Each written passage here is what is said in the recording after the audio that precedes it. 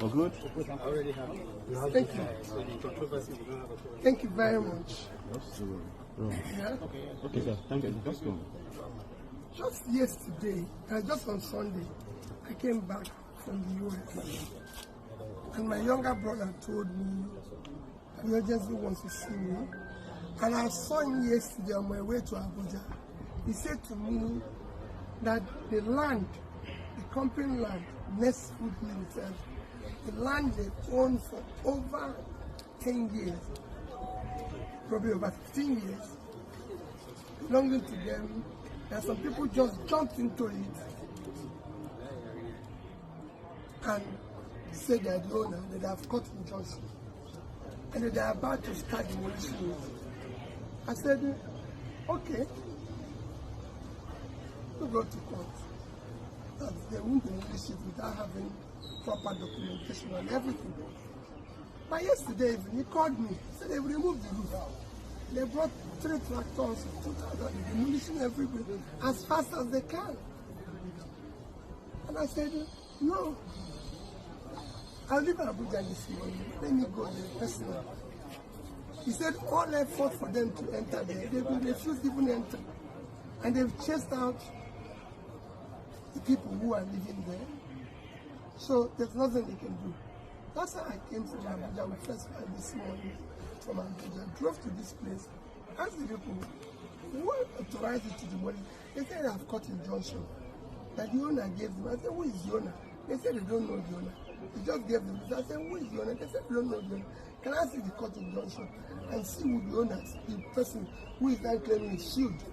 They gave me the cut injunction. The cut injunction explicitly said unknown person. How can you sue an unknown person? I said the land belongs to you. A land with property. And within yesterday and today, it's demolishing property. Look at it. They've removed the roof, they removed everything. Okay, give me your proper documentation, demolition orders, because even if you want to demolish the house, you go to the state, they give you order to demolish, give you appropriate documentation, bring safety people and them, so that we know we're doing what is now. It's only while I'm here now that some people came and said they have safety order. What kind of country is this? How do you descend to this level of rascality? How can you show a non person? Enter somebody's land and everything. I've been here for 4 hours. I've not seen one person who comes and say, I'm the owner.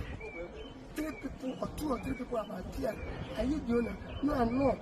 But I'm acting on behalf. I said, so who is the owner? No name. They've not called the name. I said, but you know my name. I'm Peter Obi. I want to know the next person. So I can even approach him and say, please, this land belongs to a company that my brother is the majority shareholder. We country can't go on like this. We're looking for foreign investors. We're looking for investors. But look at how local investors are being treated. Is that how a country can thrive? This level of lawlessness, this level of rascality. Thank you, sir. Thank you, sir. You can see the equipment that are here. You can see things that are here. Nobody could remove anything. Is that how a country works? They just came suddenly, started demolition. You know, if my brother didn't have a brother like me, they would. He wanted to enter here. They said, no, you can't enter. We have cut injunction. What about cut injunction that allows somebody to enter into another person's property, refusing for removing his things and everything, and demolishing everywhere? What about cut injunction is that?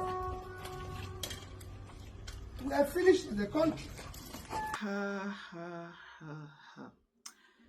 Hello everyone, I'm sure you've watched that, and I'm just reading reactions to different people on this whole thing. And I think in as much as we know what is going on,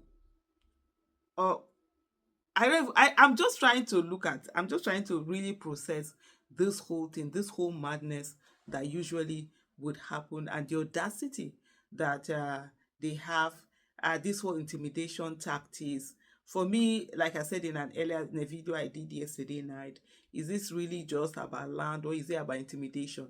So about anybody, either you're close to Peter Obi or you support Peter Obi or you want him, they're like sending a message to say we are coming after every one of you, or stuff like that. But guess what? It's not going to work.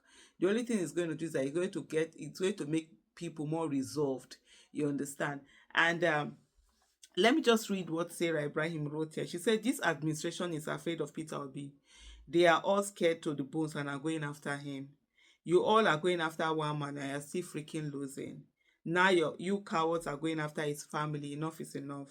Nobody has monopoly to madness. Just know this. Nigeria will shake just at the snap of Peter Obi's fingers. You do not know what you're trying to ignite. And I will advise that the last thing you would want is provoke a man whose calm already commands millions. Because when he speaks, it won't just be a protest. I assure you it won't. It will be a reckoning and you'll feel it. And people went on to talk about, even in the main tweet that Mr. Peter Obi had done, people went on to talk about, how rule of law plays a really important thing, and how people will not want to come and invest, of course, because uh they are not sure their properties, their investment will be safeguarded, because you have a place where you can just go and bring any court ruling, any court order, any whatever, just like that. You just carry it and bring it, and that's it.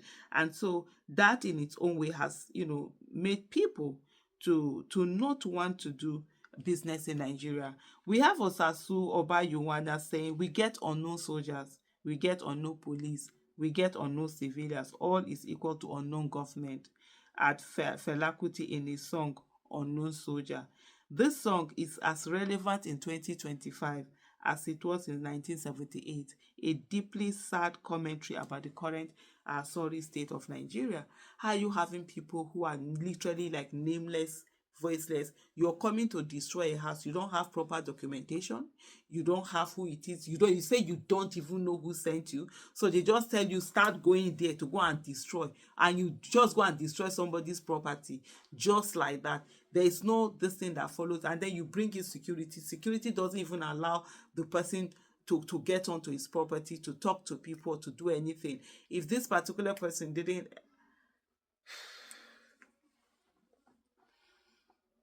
no comment. Honestly, that's just the thing that I'm going to say right now, that you know what, there's really no comment. It's just the absurdness of all of these things out there. A banana republic indeed. No demolition order, no court document addressed to anyone. Our leaders in this country now go into people's homes unannounced to demolish it and then run away. And this is also from Sarah Ibrahim in a tweet she made yesterday. And she said, since Peter Obi ran for presidential election, it has been from one attack to another, and now they're attacking his family. This is unacceptable. Tyranny has been used to replace politics. This is not democracy. I will not take this anymore. Enough is enough. And that's what she said back there. Edozi John Akuyili says, so sad. This is why people are afraid to invest in Nigeria. The government can seize or destroy your property at any time with no consequences. Another person said, oh my God, Nigeria is now officially a banana republic and a cesspool of corruption and impunity. APC, well done. The lawlessness will consume you all. And that's one of the things that people really don't understand. At the end of the day, the lawlessness that you either do today or you support will consume everyone, because you will not be in power forever. And there are times when the stake will close, will change. And that's why a lawful society is the one that favors everybody.